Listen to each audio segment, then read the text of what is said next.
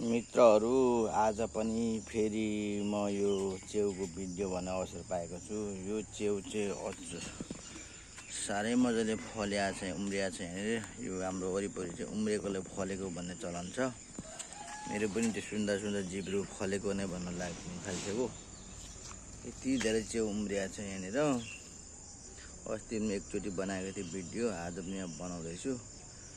च्याउ यो चाहिँ खानुहुन्छ कि भन्ने आश लागेको छ र खानु चाहिँ हुन्छ कि हुँदैन टन्नै छ यो च्याउ चाहिँ। हैटेरिका लु तपाईँहरूले बताइदिनुहोस् है, लु खानुहुन्छ कि हुँदैन। हेर्दा चाहिँ साह्रै खाउँ लाग्दो छ, यो खाने खालकै जस्तो पनि छ। मजाले उम्रेको छ। यहाँ त उम्रेर पनि लडिराखेको रहेछ। फेरि यसको त यहाँ छेउमा यसले मातेर, च्याउले मात्यो भने निको पार्ने औषधि पनि यही लडिराखेको छ। ल यो च्याउ चाहिँ तपाईँहरूले जानकारी चाहिँ भन्नुहोस् है, खानुहुन्छ कि हुन्न। मलाई त हुन्छ जस्तो लागिरहेछ, तर हुन्छ कि हुन्न थाहा छैन। यो अर्को यो जाली जो त खतरा रहेछ त। त्यो डल्लो टिपेर फक लिची जस्तो त्यो फक्रेको त्यो टेकेर फक्राएको नि आफै नै यसरी पलाएछ। जाली यस्तो भएछ लडिराखेको।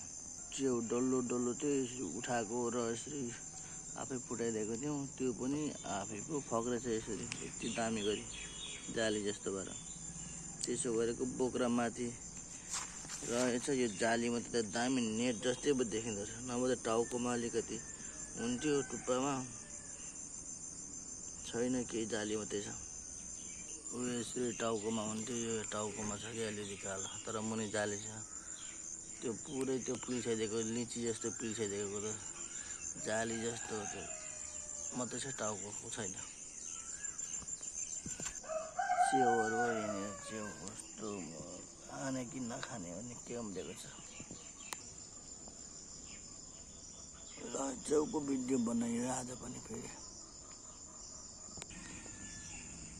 यहाँ यो टाउको माथिको चाहिँ अस्ति पिल्साइदिएको थियो, निकालेर